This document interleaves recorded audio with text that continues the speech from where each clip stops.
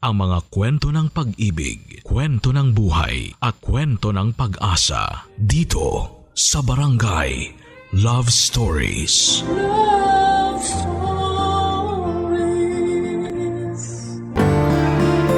Ang pagtataksil ay laging may kapalit. Hindi man ngayon ay darating ang panahon na ang mundo mismo ang sisingil sa atin sa mga maling desisyon na ginawa natin. Kaya hanggat maaari ay matutong pahalagahan ang tiwala sa atin ng mga tao at lagi nating piliin ang tama kesa sa mali. Ikaw, kabarangay, naniniwala ka bang may karma para sa lahat? Dear Papa Dudut, Save by the Bell. Sa mga katagang yan, iikot ang kwento ko, Papa Dudut. Dahil last minute ay nakaligtas ako mula sa isang buhay na sana'y habang buhay kong pagsisisihan. Bago ko po ikwento sa inyo ang life story ko ay hayaan niyo muna akong magpakilala. Ako po si Misha, 31 years old na sa ngayon at isang sales manager. Bunso ako sa 4 na magkakapatid at lahat kami ay pawang profesional. 2 sa amin ay may sarili ng pamilya. At ako at ang pangatlo kong kapatid na isang lesbian na lamang ang tanging natitira na kasama ng mga magulang ko sa bahay. Sa edad ko noon na 28 ay ramdam ko na ang pressure mula sa mga magulang at mga taong nakapalibot sa akin. Lalo kapag pag-aasawa na ang pinag-uusapan.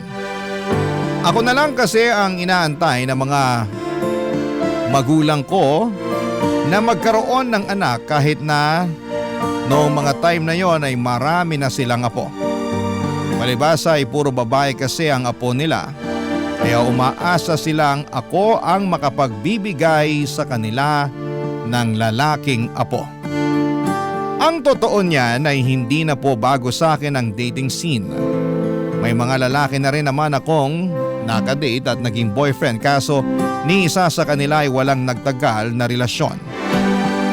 Hindi ko po alam kung anong isyo kung ako ba o kung hindi lang talaga kami itinadhana ng mga lalaking pumapasok sa buhay ko.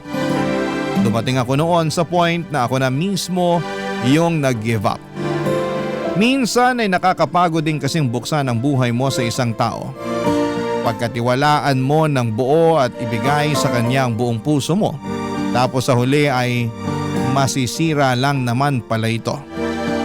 Matagal na panahon na simula noong nagkaroon ako ng karelasyon.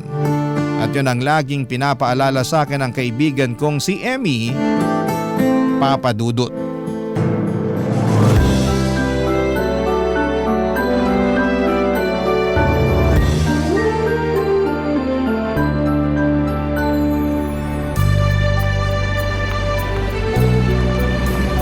Grabe, ang hirap mag-book ng sasakyan ngayon ah. Bakit kaya? Rush hour kasi. Ako rin walang mabook. Kanina pa ako naghahanap. Ayaw mo bang mag-commute na lang para makauwi na tayo? Ayoko. Pagod na nga ako sa trabaho Magpapagod pa ako mag-commute. Mag-book na lang tayo para diretso na sa bahay. O sige, ikaw bahala. Pero hindi ko kasalanan kung gabihin tayo rito sa kakaantay ng sasakyan ah. Magjowa ka na kasi para may tagahatid sundo tayo. La, ako pa talaga inutusan. Ikaw na lang kaya? Negative ako dyan. Mas maganda ka kaysa sa akin kaya di hamak na mas madali ka makakahanap ng jowa. Ay nako, pass. Ayaw mo pa rin ba talaga makipagrelasyon ngayon? Ewan ko, parang wala na akong drive na maghanap ng boyfriend as of the moment. Bakit naman? Hindi ka pa rin ba naka-move on sa huling ex mo? Naka-move on na ako sa lalaking yun, no? Bakit? Anong rason? Bakit wala ka ng drive na jumowa? Ang hirap maghanap eh. Sa ganda mong yan? Hirap ka pa talaga maghanap ng jowa? Totoo naman. Oo, marami pang isda sa dagat pero hindi mo naman alam kung alin dyan sa mga isdang yan yung loyal at totoong mahal ka eh. Ang hirap kaya nun. Para kang naghahanap ng karayom sa dayami. Laking epekto rin siguro nung ginawa sa'yo nung last boyfriend mo. Kaya nagbago na yung tingin mo sa pakikipag-date. Sobra-sobra din kasi yung effort na ginawa mo para sa taong yun Wala ganun ako magmahal. Talagang binibigay ko yung lahat. Ganun naman talaga dapat, 'di ba? Kapag mahal mo, ibibigay mo lahat. Oo, pero magtira ka naman para sa sarili mo. Yan yung lagi nilang sinasabi, magtira para sa sarili. Pero nasanay na kasi ako na mas priority ko yung mga taong mahal ko. Sanay na ako na sarili ko yung laging huli. Para mo namang sinabi na hindi mo mahal ang sarili mo niyan. Baka nga, kasi minsan hindi ko nare-realize na nawawala na rin pala ako ng self-respect. So baka nga totoo na hindi ko mahal sarili ko. Naku, hindi yan maganda. Pero buti aware ka. Kasi yung last BF mo, grabe, ang lala ng ginawa mo ron. Habol to the max talaga na para bang may pinatago kang milyones sa lalaking yun. Kaya ayaw mo siyang pakawalan. Tumibok yung puso ko para sa kanya eh. Hindi naman kasi porket niloko ka, hindi mo na mahal agad. Yan yung masakit eh. Niloko ka na't lahat, mahal mo pa rin. Kaya nga sinasabi nila na minsan, nakakatunaw talaga ng utak yung pag-ibig na yan. Diba? Kaya hindi mo ko masisisi kung bakit wala pa ako sa mood na makipagjowa sa ngayon. Hindi pa ako ready na maranasan yung nangyari sa akin noon. Kung sa bagay, trauma malala no? Tiis-tiis na lang muna tayo sa ganito na nagko-commute pa uwi. Pero sana kung sino man sa atin yung maunang magkajowa, sana makabingwi tayo nung may kotse para hindi na pahirap ang umuwi. Kung sinwerte. Pero kung ako tatanungin mo, bago ko problemahin yung mga ganyang bagay, siguro gusto ko munang ayusin yung ugali ko pagdating sa pag-ibig. Which is? Ayun nga, yung lagi kong hinuhuli yung sarili ko. Sana kapag dumating yung time na magkaroon ulit ako ng boyfriend, matutunan ko ring mahalin at irespeto yung sarili ko. Simulan mo na ngayon. Ang mahalaga, alam mo na kung ano yung problema. One step at a time. Nandito naman ako na pagsasabihan ka kapag sumobra ka na. Salamat. Basta dapat non-negotiable na yung cheating Once nag-cheat, hiwalay na agad. Wala nang habol ng habol parang aso. Try kong gawin yan.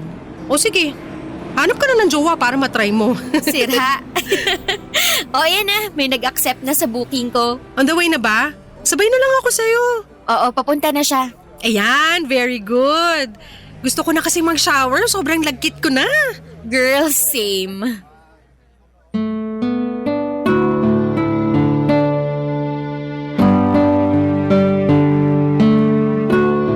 Hindi ko alam kung dahil ba na trauma na ako sa mga past relationship ko kaya medyo hirap na akong pumasok sa isang relasyon o dahil masyado ng repetitive at paulit-ulit ang pakikipag-date at nakakasawa na itong gawin. Minsan kasi papadudod ay nakakapagod na rin ang paulit-ulit na pakikipagkilala at pagtitiwala sa mga taong hindi mo naman sigurado kung makakatuluyan mo ba o hindi. Pero katulad nga ng sinabi ni Emmy ay walang mangyayari kung wala akong gagawin. Kaya naman sinubukan ko ulit na makipag-date papadudod. Ayaw ko rin namang tumandang dalaga at habang fresh pa akong tignan ay wala pang wrinkle sa muka ay mas magandang maghanap na ako ng kapareha sa buhay bago pa man mahuli ang lahat. Gumamit ako ng dating app papadudod para makakilala ng mga bagong tao na maaaring maging parte ng buhay ko. Mahirap makahanap ng totoong pag-ibig sa mga dating app. Una ay maraming posters na gumagamit ng peking pictures para makapang catfish. Pangalawa ay may mga nasa app lang para maghanap ng hook-up o makaka one night nila. Pangatlo ay may mga katulad kong naghahanap din ng pag-ibig pero sa kasamaang palad, karaniwan sa mga kanila ay hindi ko ka-compatible. Kung kailan handa na akong i-install ang dating app na yon ay saka naman ako biglang may nakamatch. Na literal na nagmatch talaga kami ng personality. Saglit kaming nag-usap sa app na yon bago kami lumipat sa personal social media namin para mas kilalanin pa ang isa't isa. Itago na lang po natin siya sa pangalang Luigi. Hindi nagtagal ay sinubukan akong ligawan ni Luigi at halos 2 buwan din kaming nag-date papadudot. At nung nakumpirma ko ang sincerity nito sa panliligaw sa akin, ay sinagot ko siya. Dahil sa tingin ko na mga panahong yon ay ready na ang puso kong magmahal ulit papadudot.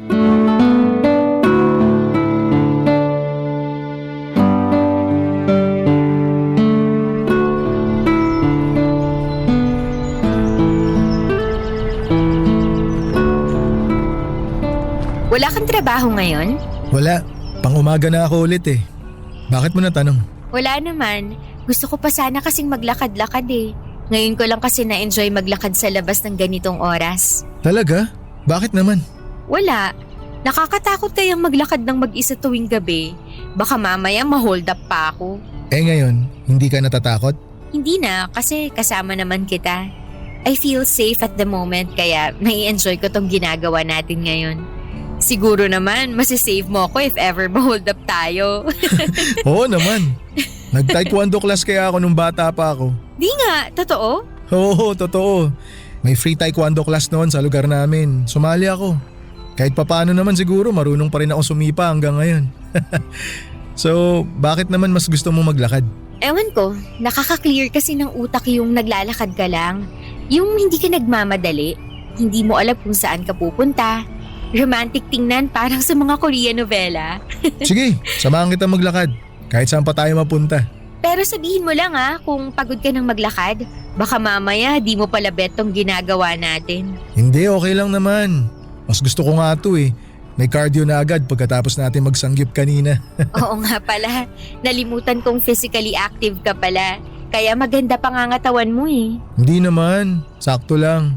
Pero maliban sa physical appearance, mas nangingibabaw para sa akin yung personality mo. Talaga ba? Anong klaseng personality ba meron ako? Marami. Una, napaka-caring mo. Hindi lang sa akin ha, kundi pati sa mga taong nasa paligid mo, kahit hindi mo kakilala. Respectful ka, marunong gumalang sa boundaries ng taong kausap mo. Mahaba ang pasensya mo, tsaka at peace ako kapag nakakausap at nakakasama kita. Para naman akong santo sa description mo. Hindi, totoo nga. Yun yung mga bagay na nagustuhan ko sa'yo. Ikaw rin naman eh. Marami ako nagustuhan sa'yo. Tulad naman ng ano? Sweet ka, good listener, tsaka very accommodating. Hindi ka padalos-dalos sa mga desisyon mo. At alam mo kung ano yung limit mo. Totoo ba? Oo, totoo. Yun lahat yung mga napansin ko sa'yo. Parang hindi naman. May instances kasi ako minsan na kapag nasobrahan, wala ako natitira para sa sarili ko. Kapag nagustuhan ko na kasi yung isang tao, gagawin ko lahat para lang ma-please ko yung taong mahal ko. Medyo may pagka-people pleaser kasi ako eh. Parehas pala tayo eh. May pagka-people pleaser din ako. Syempre sa'yo, expected na yung pagiging pleaser mo. Part yun ng trabaho mo bilang manager eh. Eh ako? As in, hindi ko kayang mag-no sa mga tao basta alam kong kaya ko namang gawin. Minsan dun ka talo kapag hindi ka marunong humindi. Kapag oo ka lang kasi ng oo, na-exploit ng mga tao yung kabaitan mo. Totoo yan. Pero hindi ka naman ganun eh. Which is sobrang na-appreciate ko talaga. Alam ko rin naman kasi kung hanggang saan lang yung dapat na tinatanggap ko. Tsaka hindi ako dependent sa tao. Ayoko ng ganun, yung umaasa lang ako sa partner ko. What if i-try na natin? Ano ibig mong sabihin try natin? Na i-level up tong relasyon natin. Teka, sinasagot mo na ba ako? Oo. Sa tingin ko, time na rin para sumubok ulit. Thank you, nabigyan mo ako ng chance na papasukin ako sa buhay mo. Naisip ko rin kasi na wala namang mangyayari kung palaging nakataas na lang yung walls ko. Baka mamaya masyado na tong mataas, hindi na ako makapagpapasok ng tao sa buhay ko. Nakita ko naman na sincere ka kaya willing akong ibaba yung walls ko para sa'yo. Huwag ka mag-alala, hindi kita bibiguin.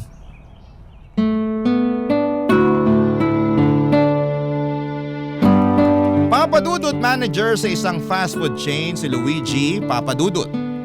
Breadwinner siya ng kanilang pamilya kung saan ay may 6 siyang kapatid at bunsong pinag-aaral pa.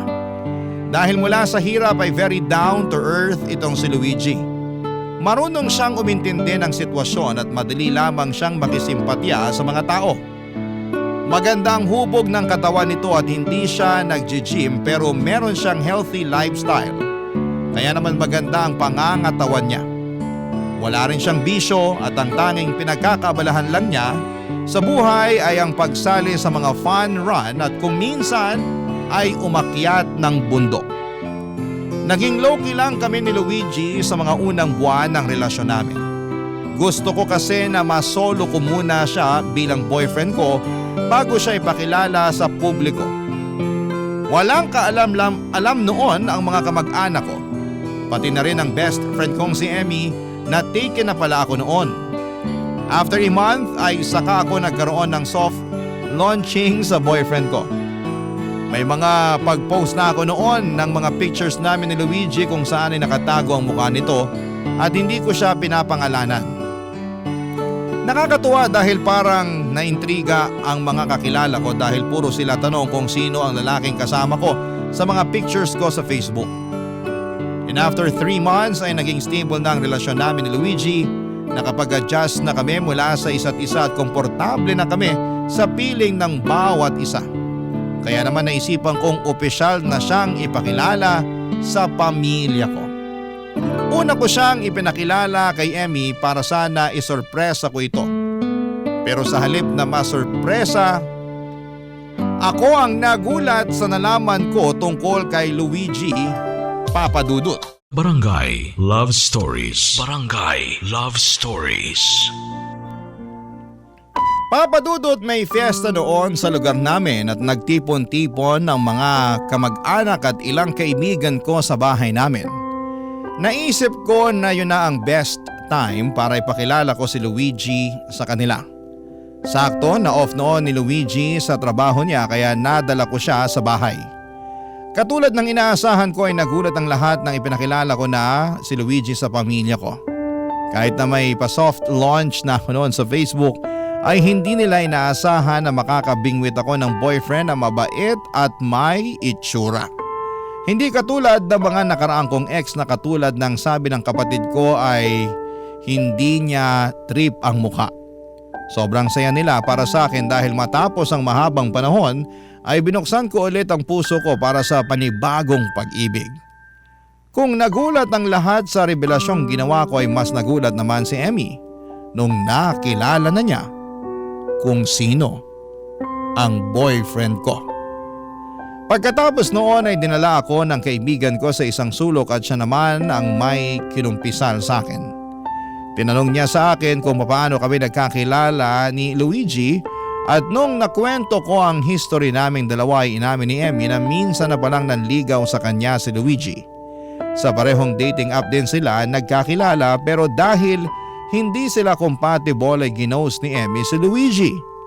Ilang taon nang lumipas, muling kinontak ni Luigi si Emmy sa social media at sinubukan ulit na manligaw. Nag-date sila ng ilang linggo pero wala pa rin daw spark na nakita si Emmy sa pagitan nilang dalawa kaya naman tinurn down niyang binata. Nagulat ako, Papadudot, dahil hindi naman nakwento sa akin ni Emmy na nagkaroon pala siya ng date na katulad ni Luigi. Pero dahil short term lang naman yon ay hindi ko na yon ginawang big deal pa. Isa pa ay wala ng contact sina Luigi at Emmy matapos ng mga dates nila. Noon na lang sila nagkita ulit at nung busy akong kausap si Mama ay nagkaroon ng pagkakataon na mag-usap ang dalawa, Papadudot.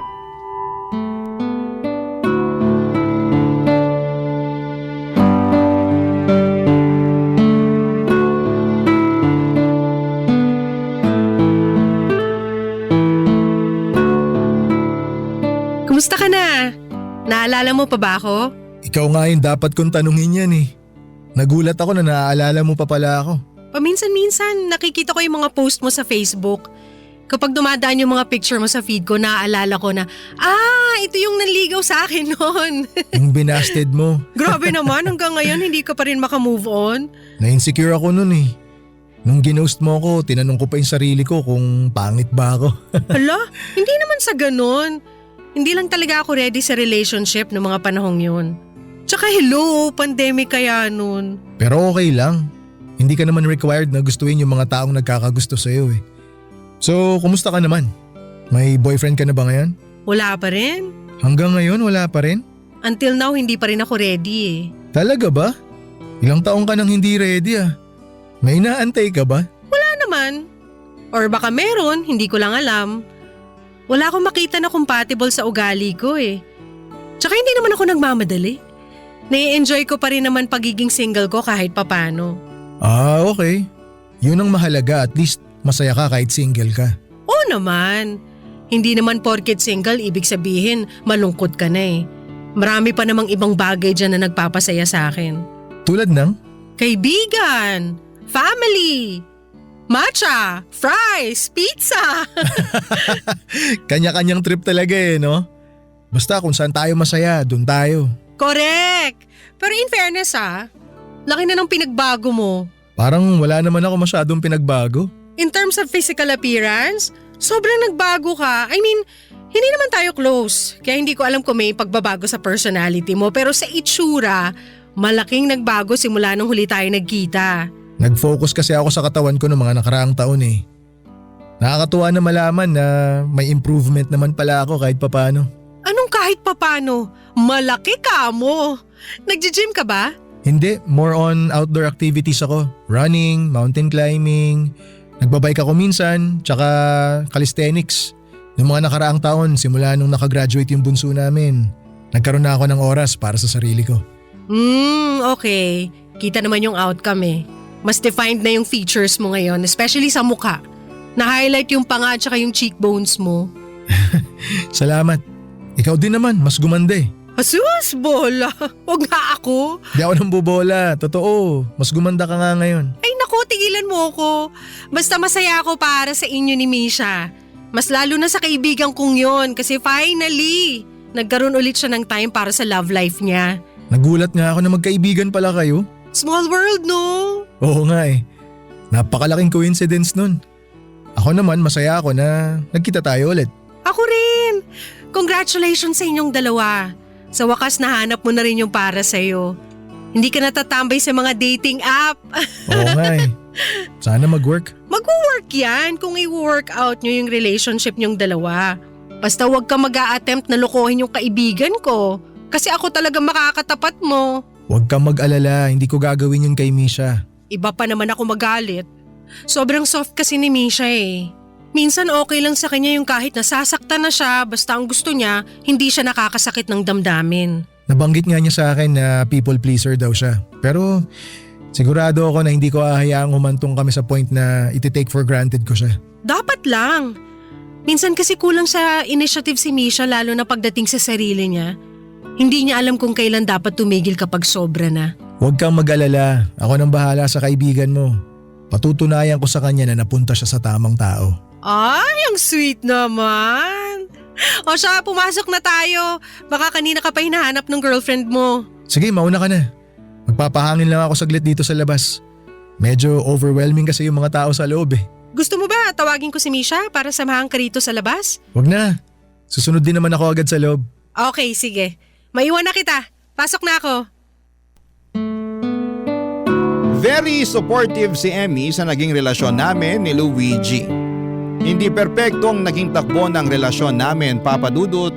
May mga pagkakataon na nagkakaroon kami ng mga hindi pagkakaintindihan dahil sa trabaho, expectations sa buhay, at minsan ay miscommunications. May time din noon na muntik na kaming maghiwalay dahil pakiramdam namin ay wala ng bago sa relasyon namin. Pero sa kabila nito ay mas pinili naming hanapin ang punot dulo ng mga problema namin para sabay namin itong ayusin. Ang mga bagay na yon ang mas nagpapatatag ng pagsasama namin ni Luigi, Papa Dudut. Loyal na boyfriend si Luigi at very open siya sa akin pagdating sa mga bagay na sa tingin niya ay hindi tugma sa mga paniniwala niya. Minsan ako yung nag-a-adjust pero may mga pagkakataon din na siya ang umaayon sa mga kagustuhan ko. Hindi madikit sa mga babae si Luigi kahit na napapaligiran siya nito sa trabaho. Yun ang isa sa mga bagay na nagpalaki ng tiwala ko sa kanya. Dahil hindi siya nagpapakita sa akin ng anumang klaseng panloloko sa loob ng ilang taong pagsasama namin. Nakatulong din siguro na hindi ako selosa. Mas pinili kong pagkatiwalaan ng boyfriend ko kahit na makailang beses na akong naloko noon sa mga previous relationship ko. Alam kong masyado pang maikli ang 3 years na pagsasama namin ni Luigi noon. Pero ng mga panahong yon ay sobrang komportable at contented na ako sa kanya. Wala na akong ibang mahihiling pa sa relasyon naming dalawa. Kaya nung pinag-usapan namin ang tungkol sa pagpapakasal ay nasabi ko sa kanya na ready na ako. Hindi na rin naman kami bumabata. Kaya wala ring silbi kung patatagalin pa namin ito, lalo na kung sa simbahan din lang naman ang tuloy naming pareho. Bago pa man nag-propose sa akin si Luigi ay kumonsulta muna ako sa kaibigan kong si Emmy para malaman ang point of view niya sa relasyon naming dalawa ni Luigi, Papa Dudut.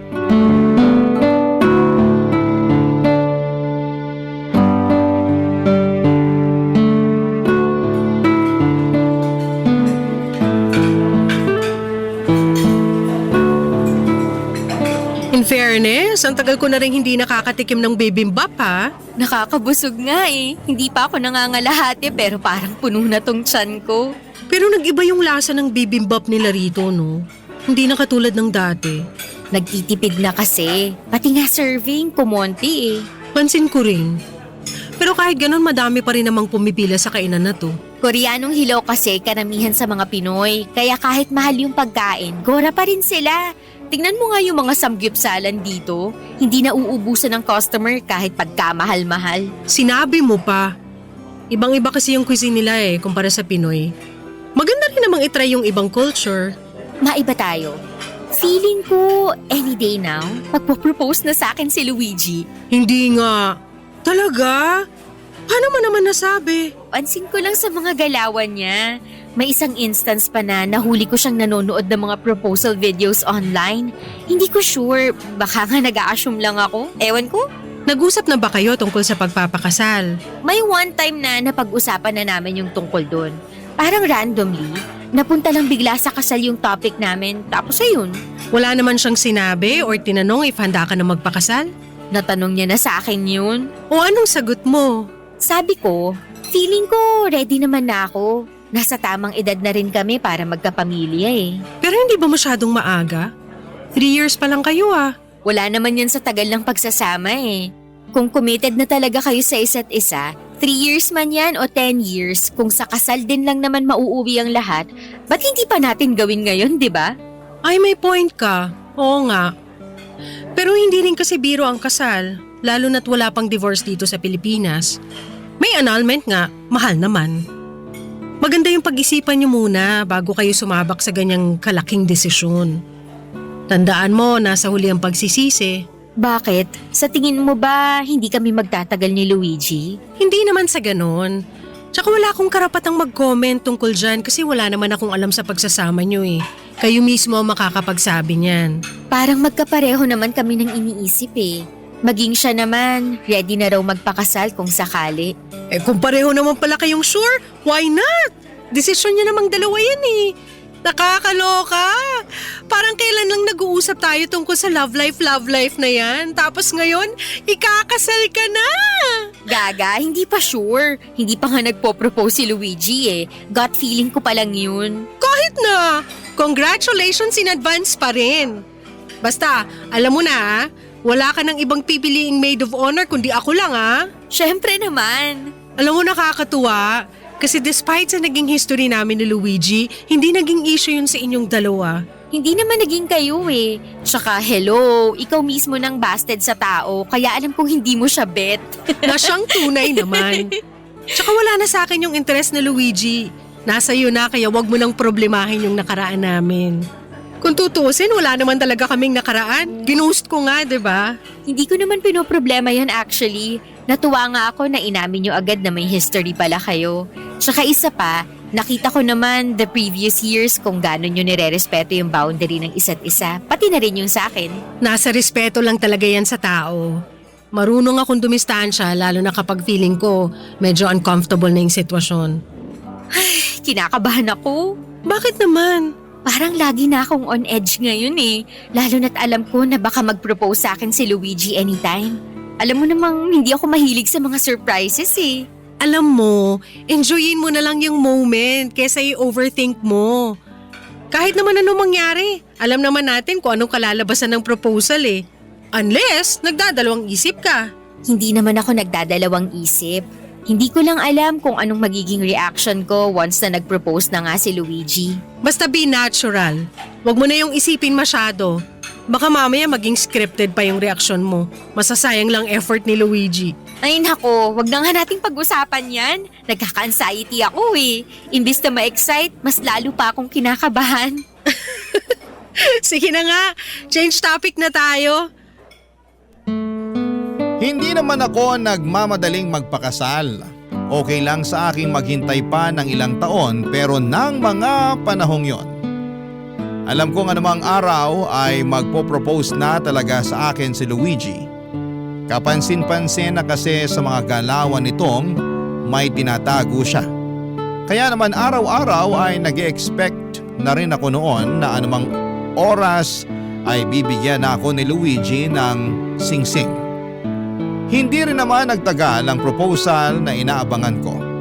Isang araw pagka-uwi ko galing trabaho ay nadatnang ko si Luigi sa bahay kasama ang mga kapatid ko pati na rin ang ilang kaibigan namin katulad ni Emmy. May okasyon noon anniversary ng mga magulang ko. Pero hindi ko inaasahan na magkakaroon ng kaunting salo-salo sa bahay dahil never namang naghanda sila mama at papa kapag anniversary nila. Nagkaroon lang sila ng date sa labas dahil gusto nilang para sa kanilang dalawa lang ang moment na yon. Ganon nila sineselebrate yon. Pero nung time na yon ay pinaghandaan nila ang anniversary nila na siyang kinagulat ko. After ng celebration, isang scavenger hunt ang inanunsyo ni Luigi sa mga bisita. May tinago raw siyang ilang regalo sa bahay na kailangan naming hanapin. Wala pa mang go signal ay isa-isa nang naghanap ng regalo ang mga bisita sa bahay. That moment, inaasahan ko na yun na ang oras na magpo-propose sa akin si Luigi dahil ramdam ko na ang mga bagay na ito.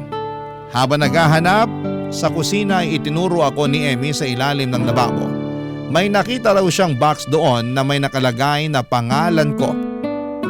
Excited akong binuksan ito, nag-aakalang singsing na ang nasa loob. Pero pagbukas ko ay nadismaya ako nung isang pares ng hikaw ang nasa loob nito. Pagkalabas ko ng kusina ay nagulat ako noong nakita ko si Luigi sa gitna ng sala na nakaluhod ang isa niyang paa. May hawak itong box at sa loob ng box ay isang singsing. Paglapit ko sa kanya ay doon na niya hiniling ang mga kamay ko, Papa Dudut. Sinagot ko na siya. Pumayag akong magpakasal kay Luigi. Barangay Love Stories. Barangay Love Stories. Papa Dudut, sobrang excited ng lahat noon sa magaganap na kasal. Napag-usapan namin ni Luigi na simple lang ang mangyayaring kasalan at hindi rin naman kasi ganong kalaki ang sinasahod naming dalawa para magkaroon ng ingrandeng kasal. Kaya okay na sa amin yung simple. Ang mahalaga ay mapag-isang dibdib kami sa simbahan. Si Emmy ang ginawa kong maid of honors na siyang naging kasama ko sa pagbuo ng plano para sa magaganap na kasal. Kasama ko siya sa paghahanap ng gagawa ng murang cake at pati na rin sa pagpili ng mga pagkain ihahanda sa reception. Mabuti na lamang, Papa Dudut, at may mga ninong at ninang kami ni Luigi na nagregalo ng baboy na siyang kakatayin para may panghanda kami. Nakahanap din si Emmy ng local singer na kakanta sa kasal ko. Sa tulong niya ay nakahingi kami ng discount para sa talent fee nito. 2 buwan ang iginugol naming oras para sa paghahanda sa kasal. Papa Dudut, hindi ko maiwasang makaramdam ng anxiety noon habang binibilang ang mga araw bago ang wedding.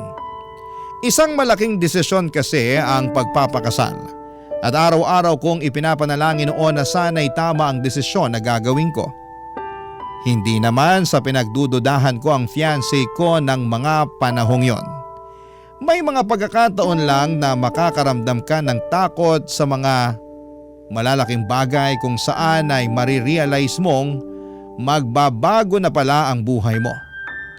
Sa iba ay cold feet ang tawag nila doon. Yung mawawalan ka ng kumpiyansa at mapapalitan ito ng takot. Pero sa huli ay nalabanan ko ang lahat ng ito, Papa Dudut. Isang araw bago ang kasal ay nag-decide kami ni Luigi na magkaroon ng no contact rule. Walang text, Walang chat, walang tawag. Isang araw ang ibinigay namin sa isa't isa na hindi kami magkikita at magkakausap. Saka na lang ulit kami magkikita sa simbahan na sa araw mismo ng kasal. Nung araw na yon ay nag-beauty rest lamang ako para maging fresh ako kinabukasan. Ang hindi ko alam, may ibang tinatrabaho na pala si Luigi ng araw na yon.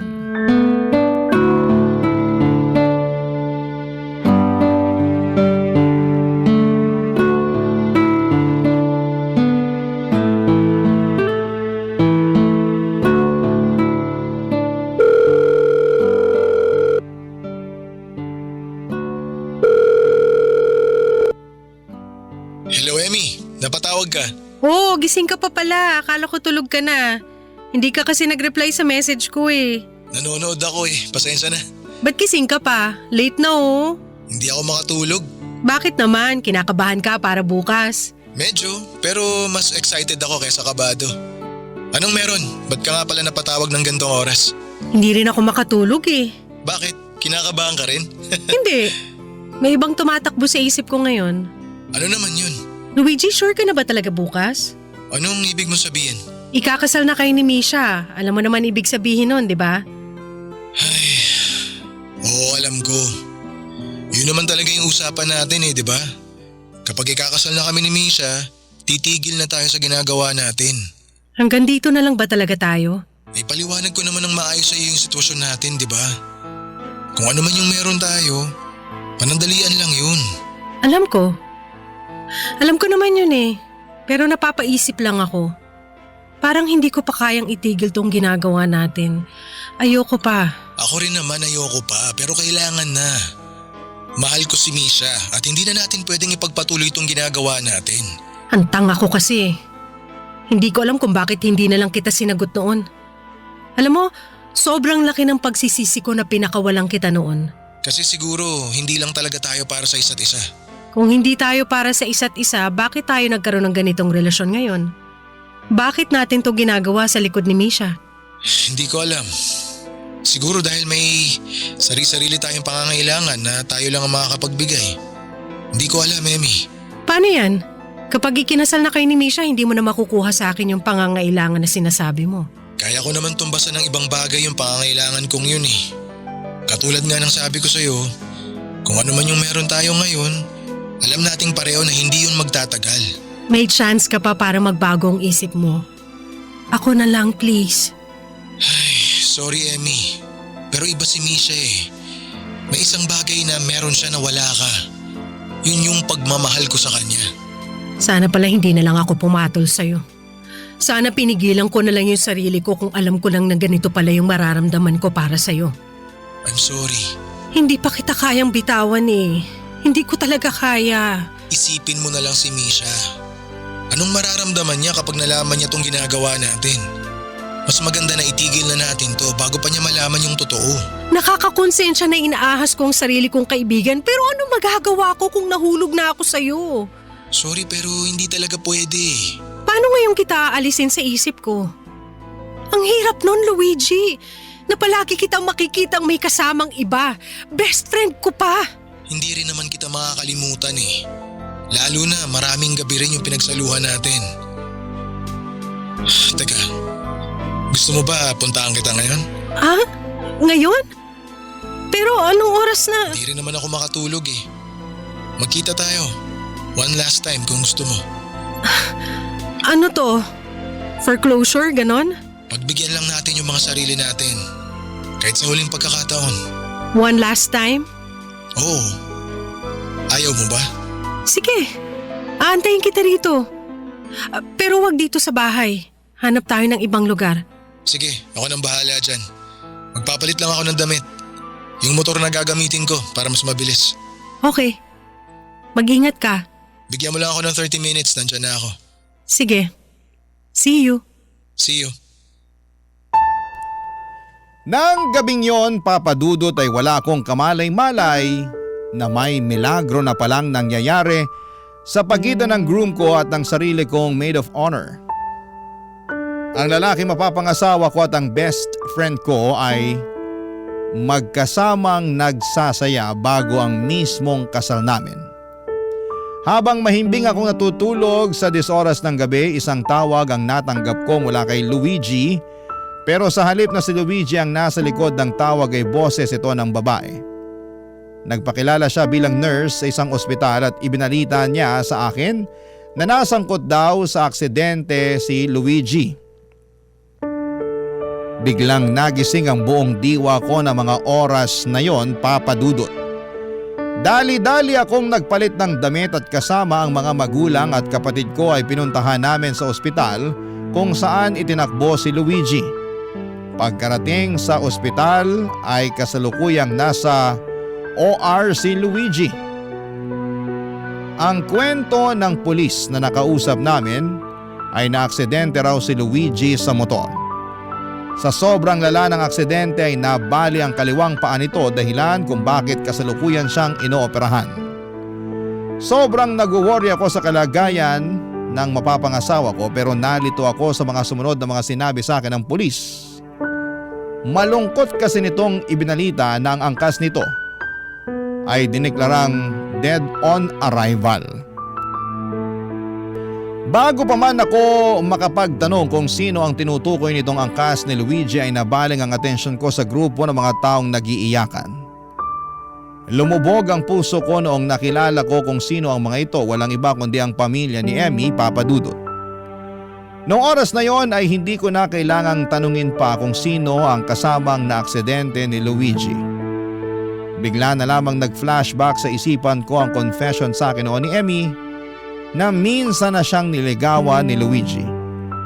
Lumubog po ang puso ko. Hindi dahil na aksidente ang taong mapapangasawa ko, kundi dahil nalaman ko ang totoo na niloloko niya ako sa mismong araw bago ang kasal naming dalawa, Papa Dudut.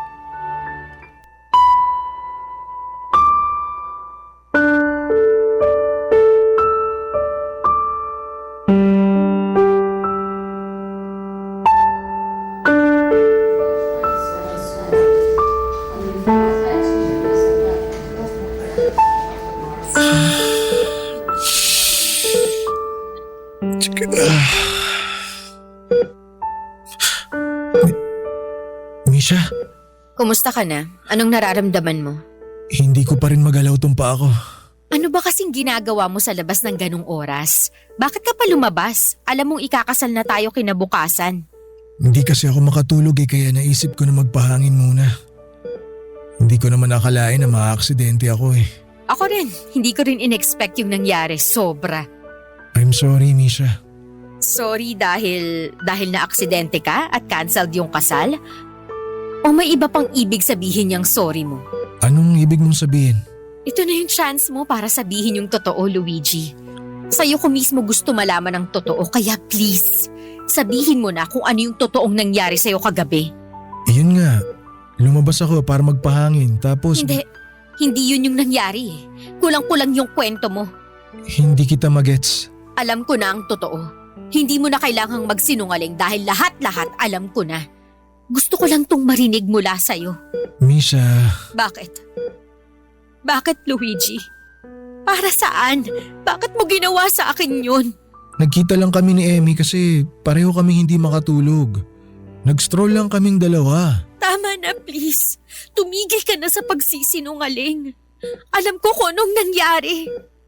Nakausap ko na yung mga pulis. May nakagitgitan kayo sa parking lot sa isang hotel. Naghabulan kayo sa kalsada hanggang sa binangga kayo ng sasakyang humahabol sa inyo. Alam ko nasakay mo si Emmy kagabi. Nandito rin siya ngayon sa ospital na to. Nahuli na yung bumangga sa inyo. Kinuwento niya sa pulis ang mga nangyari. Misha, maniwala ka. Wala kaming ibang ginawa ni Emmy. Galing kayo sa parking lot ng isang hotel. Anong gagawin niyo doon ng ganong oras? Umamin ka na, Luigi. Tatanggapin ko naman yung totoo Masakit, pero kailangan kong tanggapin na may nangyari sa inyo ng best friend ko. Misha… Alam mo kung ano yung masakit? Niloko mo na nga ako bago yung kasal natin. Tapos sa best friend ko pa. Sa best friend ko pa. Sana patawarin mo ako.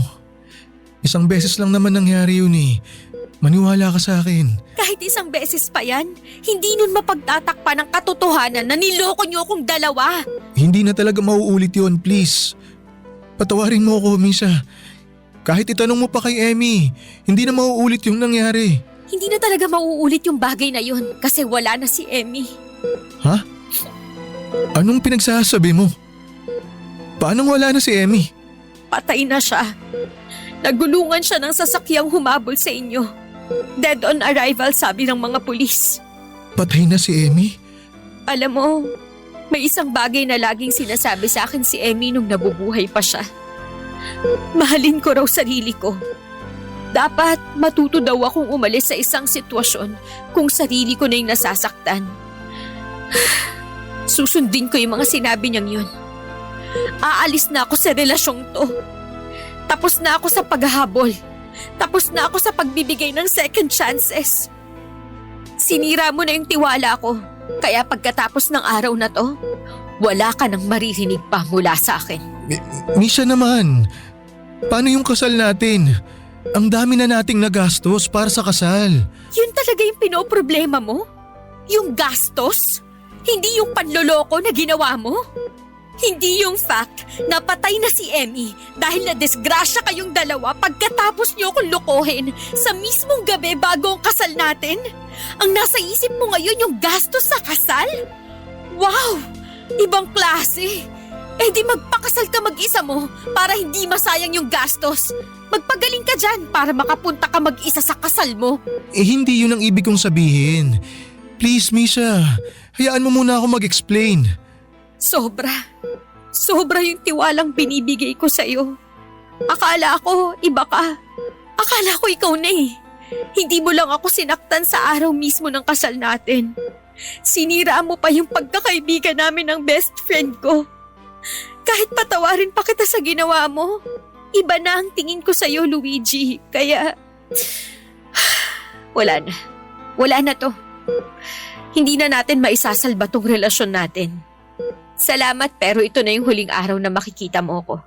Aalis na ako. Teka, Misha, sandali lang. Mag-usap muna tayo. Misha, please! Puno ng galit ang puso ko nung nalaman ko ang katotohanan. Hindi ko alam kung magagalit ba ako o kung ipagluluksa ko ba. Ang pagkamatay ni Emmy ang tanging tao na itinuturing ko bilang best friend. Sobrang gulong-gulo ng isipan ko noon sa puntong hindi ako lumabas ng bahay ng ilang araw. Nagmukmuk lamang ako habang unti-unting tinatanggap ang mga pangyayari. Hindi ko na muling binisita pa si Luigi sa ospital.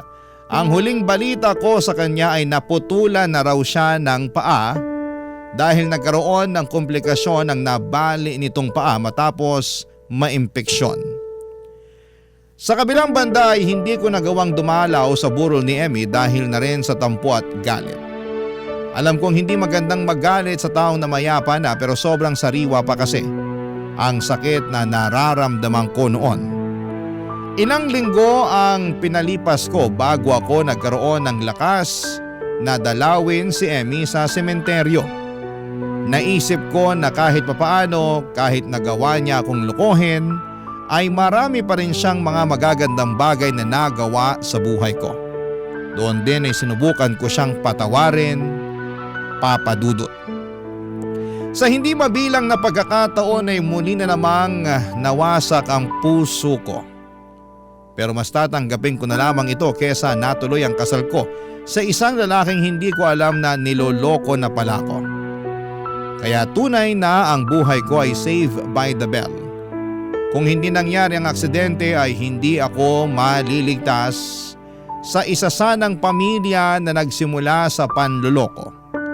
Siguro'y yun na rin ang good karma na natanggap ko bilang isang mabuting tao. Samantalang bad karma naman ang nangyari sa aksidente sa 2 taong taksil na mas pinili ang pansariling interest para lamang sa tawag ng laman. Sa ngayon ay nananatili pa rin po akong single, papadudot, at ang tanging nagpapakilig na lamang sa akin ay ang kwentong pag-ibig na inyong ibinabahagi sa inyong programa. Hindi ko naman tuluyang sinasarado ang pintuan ko para sa panibagong pag-ibig. Umaasa po ako na balang araw sana'y dumating na rin ang tamang taong nakatadhana para sa akin. Hanggang dito na lamang po ang sulat ko at maraming salamat sa pagbasa ng aking liham. Ang inyong forever kapuso at kabarangay, Misha. Kwentuhan naman tayo dito sa comment section. Barangay LS 97.1.